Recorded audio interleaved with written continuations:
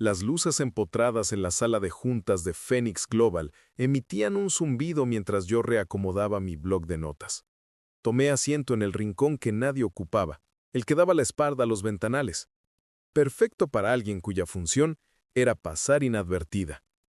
Café, y que esté caliente de verdad esta vez, a diferencia del desastre de ayer, ordenó Matilde, mi madrastra, chasqueando los dedos sin siquiera mirarme. Me puse de pie en silencio, alisando mi sencilla chaqueta de punto gris. A mis 28 años, había alcanzado la maestría en ser la decepción familiar. La desertora de la universidad, la que nunca logró nada, pero que aún recibía invitaciones caritativas a las reuniones, gracias a la vieja culpa de mi padre. Enseguida, murmuré, recogiendo las tazas vacías sobre la imponente mesa de roble oscuro. Óscar, mi hermanastro, se recostaba en el sillón de la derecha de mi padre. Su costoso reloj brillaba mientras revisaba el móvil. ¿Puedes creer que lo lograremos? Vender a Corporación Midas por 340 millones. Ya estoy pensando en un yate, dijo. Óscar, concéntrate, exigió mi padre, Ricardo, desde la cabecera. A sus 62 años, conservaba la autoridad que había transformado Phoenix Global de una distribuidora menor a una potencia regional. Necesitamos la votación final de accionistas antes de que llegue el equipo de Midas a las 2. Victoria, mi hermanastra, ajustó su saco de diseño, uno que seguramente costaba más que mi renta anual. La votación es un trámite, papá. Tú tienes el 35%, mamá el 8%, yo el 4% y Óscar el 5%. Eso suma el 52%. El tío Germán y la tía Luisa votarán con nosotros. Son otro 12%. Estamos en el 64%. Hecho. Regresé con el café de Matilde y lo deposité con suavidad. Ella continuó sin hacer un solo gesto. ¿Qué pasa con las acciones restantes?, preguntó el tío Germán, examinando documentos en su tableta. Hay un 18% sin contabilizar en el registro de accionistas. Mi padre agitó la mano con desinterés. Pequeños inversionistas, acciones heredadas de antiguos empleados, partes minoritarias que nunca asisten. Envía avisos de poder a todas las direcciones registradas. Si no responden hoy, sus acciones se abstienen y procedemos con la regla de la mayoría. ¿Y Diana?, preguntó la tía Luisa, mirándome con algo que pareció compasión. ¿Ella no tiene acciones? Recuerdo que tu padre le dejó algo. La temperatura en la sala pareció caer 10 grados. La risa de Matilde fue cortante. Ah, sí, las acciones de Diana, el 1% completo, un hermoso regalo de despedida del padre de Ricardo, que aparentemente pensaba que los casos de caridad merecían premios de participación. Eran el 2%, aclaré en voz baja, volviendo a mi rincón. ¿Lo eran? Victoria esbozó una sonrisa burlona. Perdónanos por no llevar la cuenta de tu vasto imperio. Óscar ni siquiera levantó la vista de su teléfono. ¿El 2% de 340 millones? 6,8 millones. Es adorable. Te alcanzará para comprar chaquetas de punto durante un tiempo. Si la venta se realiza, añadí en voz baja. ¿Cuándo la venta se realice?, corrigió mi padre, Ricardo, con tono definitivo. Diana, sé que tienes cierto apego sentimental por la empresa de tu abuelo, pero estos son negocios. La oferta de Midas es excepcional. Seríamos tontos si la rechazáramos. Asentí y tomé nota en mi blog. Siempre lo hacía. Un hábito que se remontaba a cuando mi abuelo Jaime me permitía sentarme en su oficina, enseñándome a observar, a escuchar, a comprender que la información crucial a menudo residía en lo que la gente callaba. La sentimental, murmuró Matilde a la tía Luisa, lo suficientemente fuerte para que yo la escuchara. Probablemente cree que está siendo leal a la memoria de Jaime. ¡Qué dulce! Si no fuera tan patético. Victoria se levantó y se estiró. Hablando del abuelo Jaime, ¿recuerdas cómo insistía en que Diana era especial? ¿Que entendía los negocios mejor que cualquiera de nosotros? Se rió. Y mírala ahora, tomando notas en reuniones que apenas comprende, viviendo en ese deprimente apartamento, trabajando a tiempo parcial en esa librería. Es una biblioteca, corregí con suavidad. Soy archivista. Oh, disculpa, dijo Victoria con exagerada cortesía. Una archivista. Qué impresionante. Mientras tú organizas libros empolvados, yo dirijo la división de marketing. Óscar está al frente de desarrollo de negocios. ¿Qué has aportado tú a Phoenix Global, aparte de silencios incómodos y chaquetas tristes? No respondí. No tenía sentido. Mi padre consultó su reloj, un modelo de lujo que el abuelo Jaime le había regalado hacía 30 años. De acuerdo, hagámoslo oficial. Necesitamos votar antes de que llegue Midas. Todos los que estén a favor de aceptar la oferta de Corporación Midas de 340 millones para la adquisición total de Phoenix Global, digan sí. Sí, dijo Matilde de inmediato. Sí, coreó Oscar. Sí, añadió Victoria. Sí, dijeron al unísono el tío Germán y la tía Luisa. Mi padre asintió con satisfacción. La moción se aprueba con el 64% de los votos. Diana, para que conste, ¿cómo votas tu 2%? Todos se giraron a verme. Podía sentir su diversión, la certeza de que mi diminuta voz carecía de peso. En contra, dije suavemente. Oscar soltó una carcajada. En contra, por favor. Estás votando en contra de 6,8 millones de dólares. Estoy votando en contra de la menta, aclaré, manteniendo la voz firme. Tu objeción queda registrada e invalidada, zanjó mi padre tomando nota en sus papeles. La votación pasa del 64% al 2%. El 34% restante se abstiene o no responde. Moción aprobada. Matilde se levantó y tomó su teléfono. Voy a escribirle a mi agente inmobiliario. He estado siguiendo un ático en la ciudad. No lo gastes todo todavía, mamá, sonrió Victoria. Aún hay que esperar a que el dinero se haga efectivo. Es un trámite, la tranquilizó mi padre. Los abogados de Midas ya han revisado todo. Una vez que lleguen y firmemos el acuerdo, es solo cuestión de la transferencia electrónica. 48 horas como máximo. La siguiente hora transcurrió en una bruma de celebración. Apareció champaña, de la cara, por supuesto. Oscar empezó a llamar por el yate, Victoria buscaba propiedades vacacionales en las montañas, el tío Germán y la tía Luisa discutían su jubilación anticipada. Yo permanecía en mi rincón, tomando notas, observándolos repartirse un imperio que aún no era legalmente suyo. A las 2 en punto, Carlos, el asistente de mi padre, abrió la puerta de la sala. Señor Ricardo, el equipo de Corporación Midas ha llegado. Entraron 3 personas. César Villalobos, el director ejecutivo de Midas, flanqueado por 2 abogados que cargaban maletines que probablemente valían más que mi coche. César extendió su mano con calidez. Es maravilloso cerrar finalmente este trato. Midas está encantado de adquirir Phoenix Global. Los saludos fueron de mano en mano. Las presentaciones se sucedieron. Yo seguí en mi esquina, aparentemente por debajo de su radar. ¿Procedemos con las firmas?, preguntó uno de los abogados de Midas, abriendo su maletín y extrayendo una carpeta gruesa. Tenemos el acuerdo de compra listo para su ejecución. Por supuesto, dijo mi padre Ricardo, tomando su pluma Mont Blanc, otro obsequio de mi abuelo Jaime. El teléfono de César Villalobos vibró. Lo miró, frunció levemente el ceño y luego sonrió con disculpa. Permítanme un momento, mi director financiero necesita confirmar algo.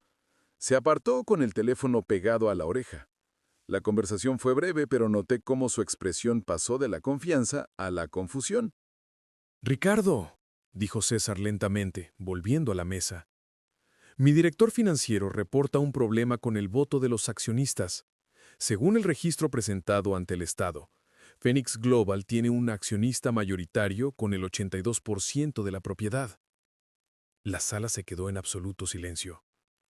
Eso es imposible, dijo mi padre sin inmutarse. Yo poseo el 35%. Sé exactamente cómo están distribuidas las acciones. Nuestra diligencia de vida indica lo contrario, replicó César, su tono tornándose cauteloso. El accionista mayoritario figura como Inversiones Alfa SL, constituida hace 12 años. Las acciones fueron transferidas legalmente. Toda la documentación está en orden. Matilde soltó una risa nerviosa. Es un disparate. El padre de Ricardo murió hace 12 años, pero dejó las acciones repartidas entre la familia. No existe un único titular mayoritario.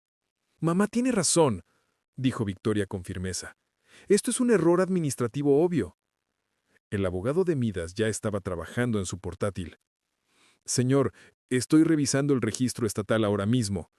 Inversiones Alfa SL posee el 82% de las acciones de Phoenix Global. La transferencia se registró el 15 de marzo, hace 12 años, 2 semanas antes del fallecimiento de Jaime Jensen. El rostro de mi padre había palidecido. Eso, Jaime nunca mencionó nada sobre la formación de una sociedad tenedora. ¿Quién controla esa sociedad?, exigió Oscar. ¿Cuál es el agente registrado? El abogado se desplazó por los documentos.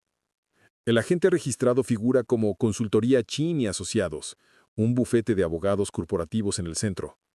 El tío Germán se inclinó. Conozco esa firma. Se encargaron de la planificación patrimonial de mi padre. Pero el 82%, eso es imposible. Incluso si hubiera consolidado sus propias acciones y algunas que recompró a lo largo de los años, eso sería, ¿cuánto? ¿Un 45% como máximo? A menos que haya estado adquiriendo acciones discretamente durante años, comprando a exempleados, pequeños inversores. ¿Pero por qué? La voz de Matilde se había elevado a una octava. ¿Por qué haría eso y no se lo diría a nadie?, preguntó Matilde. Yo continué tomando notas, mi letra pulcra y firme. Mi padre se giró hacia Carlos.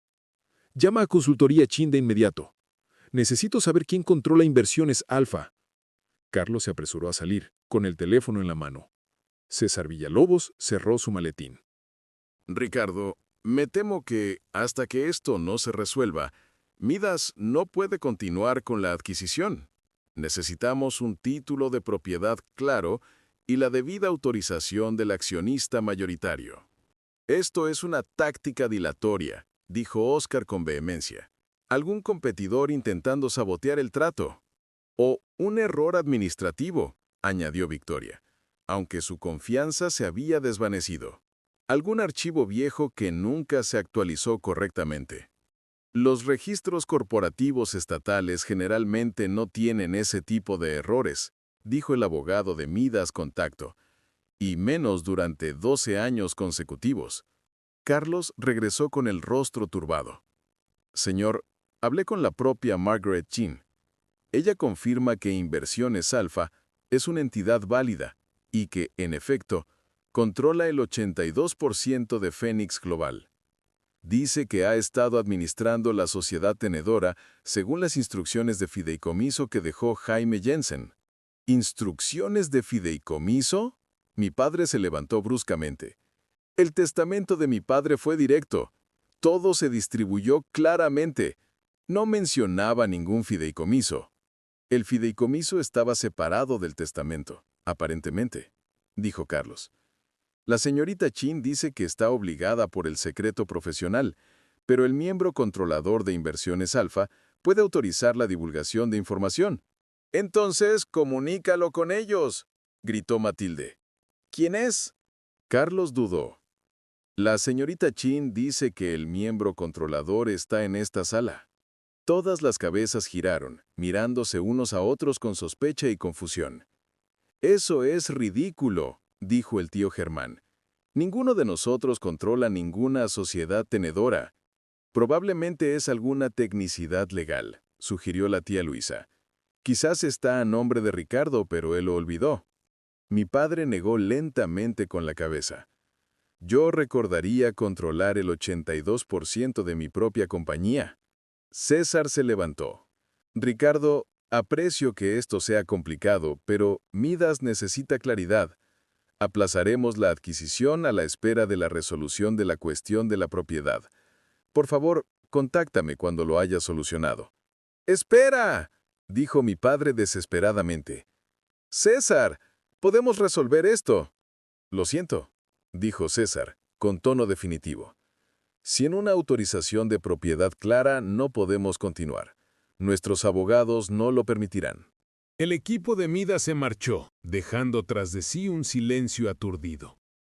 Oscar fue el primero en romperlo. ¡Que alguien llame a ese bufete de abogados otra vez! ¡Exijan respuestas! ¡Esto es una locura! El teléfono de mi padre sonó. Lo contestó sin mirar el identificador. ¿Sí? Su expresión cambió mientras escuchaba. ¿Qué? No, eso es... Sí, lo entiendo. Gracias por avisar. Dejó el teléfono sobre la mesa con cuidado, como si pudiera explotar. Era el Banco Nacional, dijo en voz baja. El préstamo puente que solicitamos el año pasado contra los activos de la compañía, el que planeábamos saldar con el dinero de Midas, lo están exigiendo de inmediato. Matilde se puso pálida. ¿Qué? No pueden hacer eso. El acuerdo de préstamo nos da un aviso de 90 días. A menos que haya un cambio en la propiedad o control de la compañía, dijo mi padre de forma automática.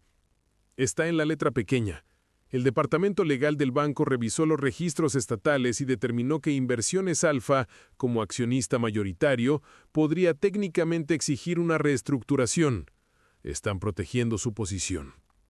¿A cuánto asciende el préstamo puente?, preguntó Victoria con voz débil. 42 millones de dólares, dijo mi padre.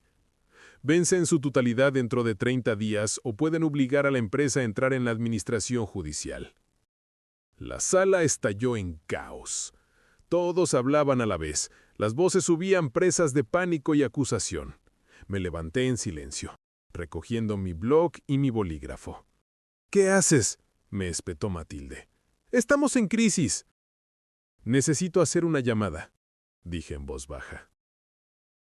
Óscar me miró con incredulidad. Sé que no entiendes de negocios, pero esto también te afecta. Si la empresa quiebra, tu precioso 2% no vale nada. Asentí. Lo entiendo. Vuelvo en unos minutos.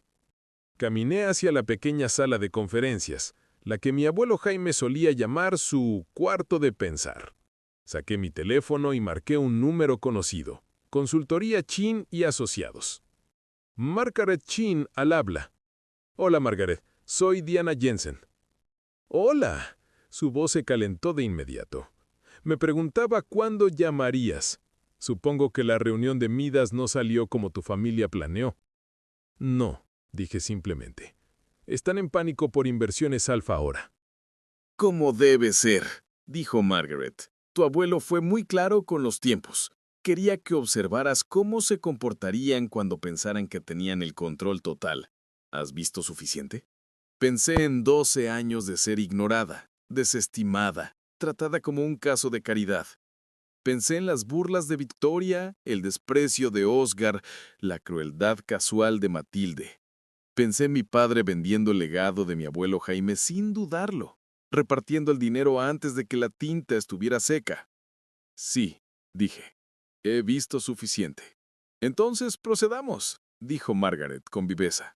Estoy enviando la documentación ahora mismo. Necesitarás hacer pública la propiedad y ejercer tu autoridad de control. ¿Estás lista para eso?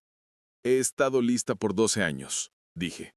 Cuando regresé a la sala de juntas, el caos se había intensificado.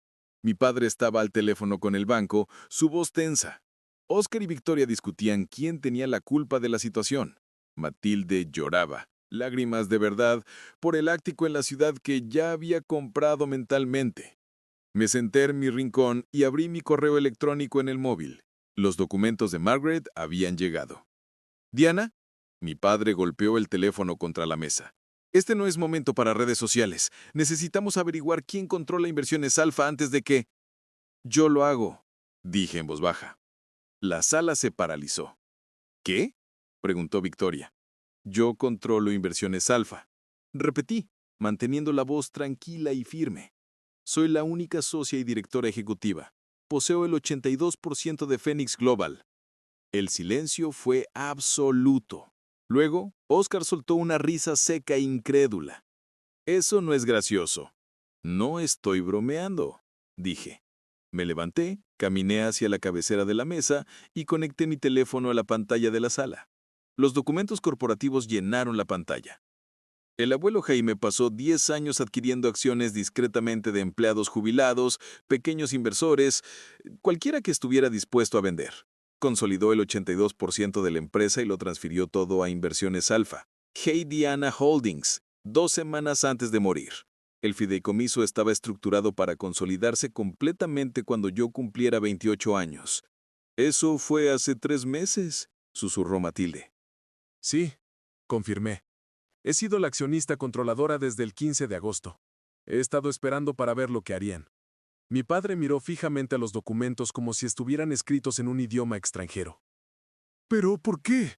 ¿Por qué haría esto tu padre? Porque lo sabía, dije simplemente. Sabía que vendería la empresa en el momento que fuera lo suficientemente rentable. Sabía que harían caja y olvidarían todo lo que él construyó. Me dijo la semana antes de morir que eras un buen gerente, Pota, pero que no amabas la compañía. Amabas el estatus que te daba. «Esto es una locura», dijo Victoria, pero su voz carecía de convicción. «Abandonaste la universidad, trabajas en una biblioteca, vistes chaquetas de punto de tiendas baratas». «Abandoné la universidad porque el abuelo Jaime necesitaba ayuda», dije. Estaba enfermo y luchaba contra el tiempo para enseñarme todo sobre cómo dirigir Phoenix Global. El trabajo de la biblioteca es en los archivos de tecnología de negocios, donde he pasado 12 años estudiando cada transición exitosa de empresas tecnológicas en los últimos 50 años. Y sí, uso chaquetas baratas porque, a diferencia de ti, Victoria, no necesito ropa de diseñador para sentirme valiosa. Oscar estaba muy pálido. «El préstamo puente, ¿lo sabías? He recibido cada informe financiero de la empresa durante 12 años. Como accionista controladora, tengo derecho a ellos. Sabía que sacasteis $42 millones para cubrir la expansión a mercados sudamericanos. Una expansión que, por cierto, está perdiendo dinero. Sabía que papá planeaba usar el dinero de Midas para cubrirlo. Entonces, detén esto, suplicó Matilde. Autoriza la venta. Todos podemos seguir ganando. No, dije simplemente. No. La voz de mi padre se quebró. Diana, ese préstamo puente vence en 30 días. Si no vendemos a Midas, no podemos pagarlo. La empresa entrará en administración judicial. Tú también lo perderás todo. No venderé a Midas porque su oferta está $120 millones por debajo del valor justo de mercado. Están adquiriendo una empresa de $460 millones por 340 millones. Contaban con su desesperación e ignorancia financiera. Mostré otro documento en la pantalla, un informe de valoración detallado. Hice que Consultoría Chin encargara una valoración independiente hace 6 meses cuando escuché rumores de que estabais buscando compradores. Phoenix Global tiene un valor mínimo de $460 millones, posiblemente 520 millones con el socio estratégico adecuado. Midas estaba jugando a la baja, y ustedes estaban tan ansiosos por cobrar que ni siquiera lo cuestionasteis. El tío Germán miraba fijamente el informe de valoración, su experiencia financiera permitiéndole procesar los números rápidamente. Ella tiene razón, dijo en voz baja. Dios mío, Ricardo, tiene razón. Mira los datos de ventas comparables. Midas nos estaba robando. Pero el préstamo puente, empezó Victoria. Será pagado. Dije, estoy autorizando una distribución de dividendos del capital de reserva de la empresa. Estaremos justos, pero podemos cubrir los 42 millones y mantener el fondo operativo. Mi padre se hundió en su silla. ¿Has estado planeando esto? He estado preparándome, corregí. El abuelo Jaime no me dio el 82% de la compañía como un obsequio, papá. Me lo dio como una responsabilidad. Me enseñó que la propiedad es administración, no explotación. Quería que protegiera lo que él construyó. ¿Protegerlo? La voz de Oscar se elevó. Estás arruinando un trato de $340 millones. Estoy previniendo una pérdida de 120 millones, corregí. Y evitando que destruyan el legado del abuelo Jaime por el dinero de un yate. Matilde se levantó abruptamente. Ricardo, haz algo. Ella no puede simplemente... Puede, dijo mi padre con voz hueca. Es la accionista controladora. Puede hacer lo que quiera. La voz de Margaret Chin provino de mi teléfono, que había dejado conectado. Diana, tengo la siguiente llamada en cola cuando estés lista. Gracias, Margaret. Ponla al aire. El teléfono de la sala de junta sonó. Mi padre contestó automáticamente. Phoenix Global, Ricardo Jenson. Señor Jenson, le habla Elisa Soto de Inversiones Tecnomar. Entendemos que Phoenix Global podría estar disponible para conversaciones de adquisición. Los ojos de mi padre se dirigieron a mí. ¿Cómo supiste? He estado en conversaciones con 3 posibles compradores, Tecnoindustrias Waverly y Grupo Prometeo. Los 3 han expresado interés en valoraciones de entre 450 y 480 millones de dólares. Les dije que podríamos estar abiertos a ofertas después del primer trimestre del próximo año. ¿Has estado negociando adquisiciones?, preguntó Victoria con incredulidad. He estado explorando opciones, dije. La diferencia es que yo sí investigué primero el valor justo de mercado. La voz de Lisa Soto continuó a través del altavoz. Estamos preparados para iniciar conversaciones de inmediato si hay interés. Vemos un potencial significativo en la cartera de patentes y la red de distribución de Phoenix Global. Mi padre me miró y por primera vez vi algo más que desprecio en sus ojos. Quizá miedo o respeto. Señorita Soto, dije, inclinándome hacia el teléfono. Le habla a Diana Jensen, accionista controladora. Agradecemos el interés de Tecnomar, pero no estamos buscando una adquisición en este momento. Haré que nuestro consejo corporativo se comunique si eso cambia. Por supuesto, señorita Diana. Esperamos tener noticias suyas. La llamada terminó. Oscar rompió el silencio. ¿No vas a vender? No ahora, confirmé. Quizá nunca. Aún no lo decido. ¿Qué vas a hacer? Preguntó la tía Luisa en voz baja. Dirigir la compañía, dije simplemente, de la manera en que el abuelo Jaime hubiera querido, de forma sostenible, responsable y con una visión real a largo plazo, en lugar de buscar ganancias trimestrales. Mostré otro documento, una propuesta de reestructuración en la que había trabajado durante meses. A partir de hoy, ejerzo mi autoridad como accionista controladora para implementar los siguientes cambios. Primero, Oscar, eres destituido como jefe de desarrollo de negocios. Tu expansión sudamericana ha perdido $18 millones en 8 meses. Esa división será reestructurada bajo un nuevo liderazgo. Oscar se puso de pie de un salto. ¿No puedes? Puedo y lo estoy haciendo, contesté con calma. Segundo, Victoria, el presupuesto de marketing se reducirá en un 40%. Has estado gastando $200,000 por trimestre en campañas de reconocimiento de marca que generan cero retorno medible. Nos enfocaremos en estrategias digitales con métricas reales de retorno de inversión. El rostro de Victoria se puso carmesí. Esas campañas son estándar en la industria. Son un despilfarro industrial, corregí. Tercero, Matilde, tu tarifa de consultoría de $15,000 al mes queda rescindida de inmediato. Has asistido a 4 reuniones en 2 años y no has contribuido con nada más allá de preferencias de champaña. Matilde parecía a punto de desmayarse. Me dirigí a mi padre. Ricardo Jensen, seguirás como director ejecutivo, pero con una compensación revisada, ligada al rendimiento de la empresa en lugar de retiros personales. Tu salario se reestructurará para coincidir con los estándares del sector para una compañía de este tamaño.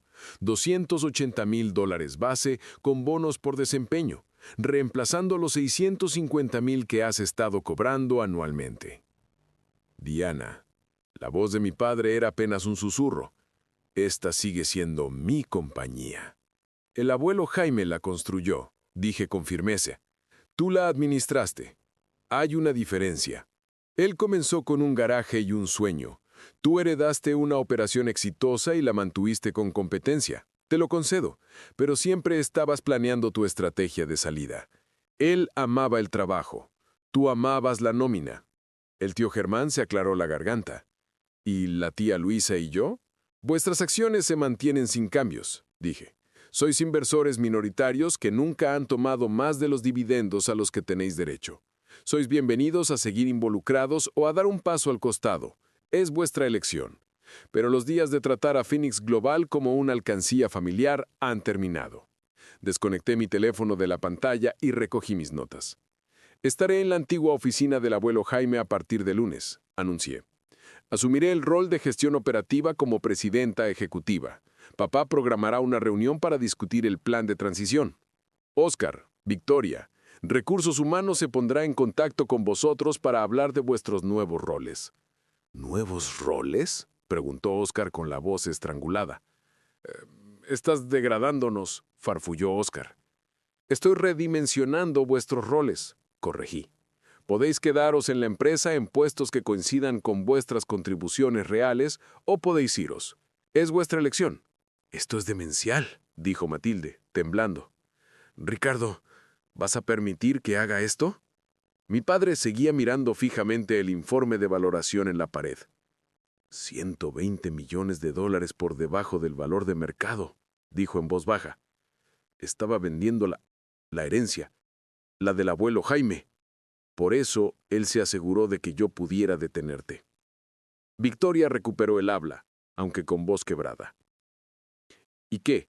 Entonces, ¿ahora vas a dirigir todo tú que no sabes nada de Sé que la compañía tuvo 89 millones de ingresos el año pasado con un margen de beneficio del 23%. Sé que nuestro mercado más fuerte es la distribución de electrónica comercial en el Pacífico Noroeste, con una fuerza emergente en las cadenas de suministro de dispositivos médicos.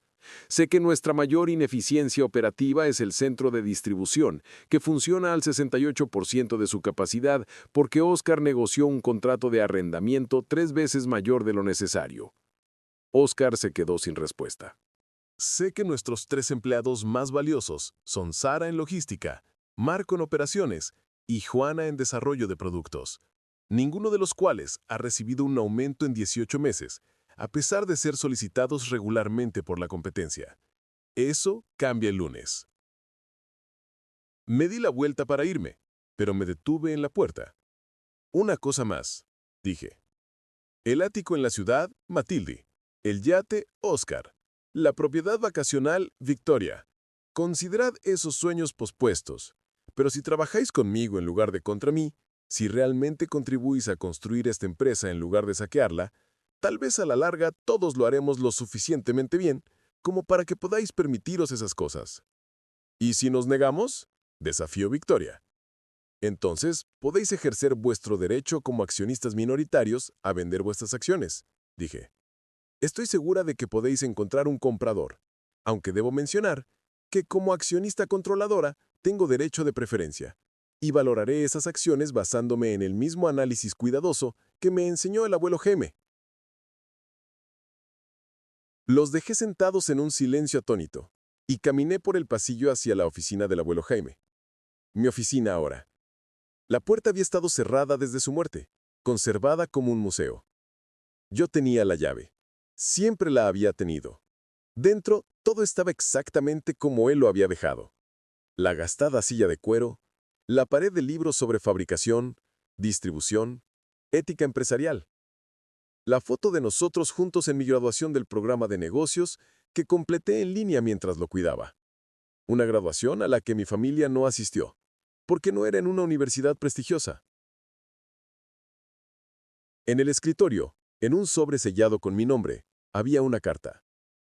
Yo sabía que estaba ahí. Margaret me lo había dicho, pero había esperado hasta hoy para leerla.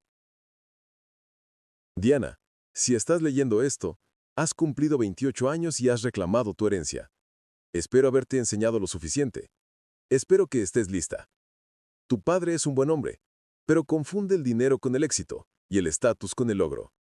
Tu madrastra y hermanastros ven la compañía como un recurso para extraer, en lugar de un legado para construir.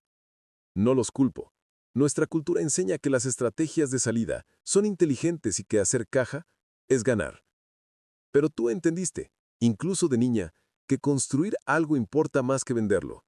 Hiciste mejores preguntas. Te preocupabas por los empleados, no solo por los informes de ganancias. Viste la empresa como un ser vivo que necesitaba ser atendido, no como una mercancía para negociar. Las acciones son tuyas, no por la sangre, aunque lo eres, y te amo, sino porque protegerás lo que construí mejor que nadie. Enfrentarás resistencia. Tu familia te llamará ingenua. Te acusará de sentimentalismo por encima de la razón. Cuestionará cada una de tus decisiones. Mantente firme. Confía en tu preparación. Recuerda que el liderazgo real no consiste en contentar a todos. Consiste en tomar las decisiones correctas, incluso cuando son difíciles. Construye algo que importe. Diana. Hazme sentir orgulloso. Con amor. Abuelo. Doblé la carta con cuidado y la guardé en el cajón de mi escritorio. A través de la ventana de la oficina, podía ver la planta de fabricación donde trabajaban 347 empleados. Personas con familias, hipotecas, sueños. Personas que estuvieron a horas de que sus medios de vida fueran vendidos a un comprador corporativo que habría eliminado el 40% de los puestos en un año. Mi teléfono vibró. Un mensaje de texto de Margaret Chin. La documentación está archivada. Estás oficialmente registrada como accionista controladora y presidenta ejecutiva. ¿Qué se siente? Miré alrededor de la oficina, sintiendo el peso de la responsabilidad posarse sobre mis hombros como un abrigo familiar. Se siente como volver a casa, tecleé. Otro mensaje de texto llegó, este de un número desconocido. Soy Sara de Logística. Marco me dijo lo que pasó en la junta. Gracias. Algunos llevábamos años esperando que alguien les hiciera frente. Luego otro. Juana, por aquí. Escuché que estás tomando el control. ¿Significa esto que el proyecto de laboratorio de innovación podría por fin recibir financiación? Y otro más. Germán Jensen. Tu abuelo estaría orgulloso. Lamento no haber visto lo que él vio antes. Si necesitas un aliado en la junta, tienes uno. Pasé el resto de la tarde en esa oficina revisando 12 años de informes financieros, datos operativos y archivos de empleados. Para cuando se puso el sol, tenía una imagen clara de todo lo que necesitaba cambiar. A las 7 p.m., mi padre llamó a la puerta. Parecía más viejo que esa mañana. La confianza se había despojado para revelar algo más incierto. ¿Puedo pasar? Asentí, señalando la silla frente a mi escritorio. Se sentó lentamente, mirando alrededor de la oficina. No he entrado aquí desde que murió. No podía afrontarlo. Lo sé, dije. ¿Realmente sabías todo? Durante 12 años has estado observando, aprendiendo, preparándote. Sí. Mi padre guardó silencio por un largo momento. ¿Por qué no dijiste nada? ¿Por qué no me dijiste que te estaban preparando para tomar el control? Porque el abuelo Jaime quería que me lo ganara, no que lo heredara, dije. Quería que entendiera la compañía desde la base, que viera cómo funciona realmente, no cómo se ve desde la oficina principal. Y quería que viera quiénes eran realmente todos ustedes cuando pensaron que yo no importaba. Mi padre se encogió. No intento herirte, dije más suavemente. Pero el abuelo Jaime tenía razón. Siempre estuviste planeando vender. Vístele compañía como tu fondo de jubilación, no como el trabajo de tu vida. ¿Y tú lo ves diferente? Yo lo veo como el sustento de 347 personas, dije. Lo veo como un legado que importa. Lo veo como algo que vale la pena construir en lugar de liquidar. Asintió lentamente. La oferta me midas. ¿De verdad estuve a punto de perder $120 millones como mínimo? Confirmado, dije. Posiblemente más. César vio que estabas desesperado por el préstamo puente. Estructuró la oferta para explotar esa desesperación.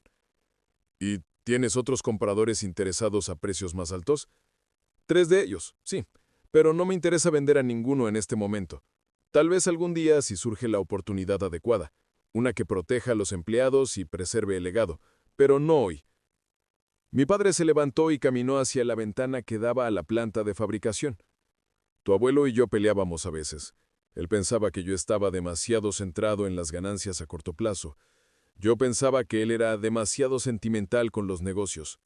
Ambos tenían razón. Los negocios necesitan tanto ganancias como propósito. Se giró hacia mí. ¿Puedo quedarme como director ejecutivo o quieres que me vaya?